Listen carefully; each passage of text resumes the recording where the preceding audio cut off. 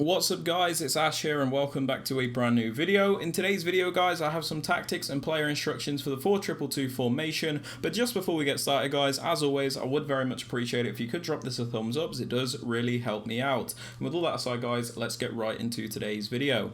It's time for footy, so if you guys want any FIFA 23 coins, make sure you check out MMOXP.com. Their link is down in the description. They're fast, cheap and reliable, and if you use my code Rema, you can get yourself a lovely 5% discount. Okay guys, so starting off with the custom tactics, for the defensive style I do like to have this on balance. Now the reason we have this on balanced is because it does give the best control over the defense. Basically when you want to be aggressive and press your opponent you are able to do that, and then when you want to be a bit more passive and drop back you can also do that. So it does give you the control, which is something I do really like. Moving on to the defensive width guys, I have this on 41. This is so we can primarily defend in a more narrow shape, which will stop our opponents being able to just run right through the middle of us, and it will stop us leaving so many gaps. So it's important to have a narrow defense in my opinion, as it gives less space for your opposition basically. I don't like to lower this all the way though, because it is important to maintain some of the width of the formation to cover the wider areas in case an opponent tries an attack down the wing.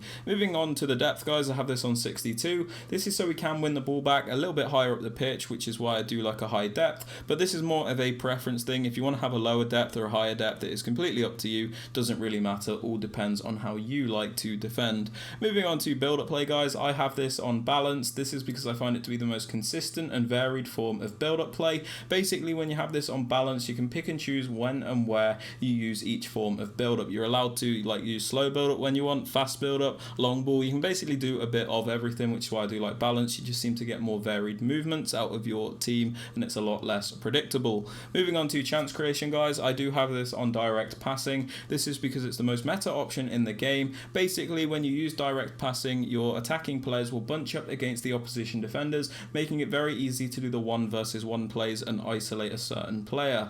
Players will also make those extra movements in the box so you can get off the extra pass to guarantee those goals. Direct passing is an absolute must in my opinion. Moving on to the width guys, for the attack it's kind of the same as the defense. I like to have this on 43. This is because the 4-2-2 is obviously a narrow attacking formation, so we don't want to make it something it's not by giving it a crazy high width, but on the flip side I also don't like having a really low width, otherwise your players just feel way too close together. For players in box guys, I have this on 4, but it's a preference thing. This is so we can get a few players into the box to finish off chances, but we don't overcommit everybody to the point where we're going to get counter-attacked if we lose the ball. And as for corners and free kicks, I have these both on 1, but again it is a preference thing. Moving on to the player instructions guys, on both the strikers I have them on stay central and mixed attack. We have them on stay central because I don't like them drifting off into those wider areas. They are my strikers, so I do actually want them to be in the middle, so I always know where they're going to be and they're always going to be of the most use to me. I also prefer to have them on mixed attack, as I feel like you get a lot more out of the players this way.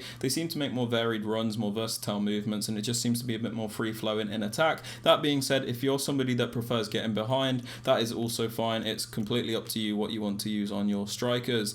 Moving on to the right cam guys and the left cam, I have them on comeback on defense and get into the box for cross. Comeback on defense is important in my opinion because it will make this team defend in a 4-4-2 shape. Why, you might ask? Well, the 4-4-2 is just one of the best defensive formations in the game, so basically we'll be defending in that 4-4-2 shape and attacking in the 4-2-2 shape. We also have these players on get into the box cross, so they're not hesitant to get into the penalty area and commit for those chances, but again, preference thing, do whatever you want. For the left CDM guys, I have them on stay back while attacking, cut passing lanes and cover centre. We have them on stay back, so we always have at least one midfielder back at a time. Cut passing lanes means he's always going to be looking to break up the play and regain possession for us, and cover centre means he will defend those central areas. For the right CDM guys, we just have him on the default settings and cover centre. We have him on the default settings because we're just going to give this player a bit of freedom to help us transition from defence to attack. The only important thing is that we have him on cover centre, so he does defend those central areas. For the left back guys, I have him on balanced attack and mixed. The reason we have him on balanced attack is so we always have at least one fullback joining us on the attack to give us a bit extra support,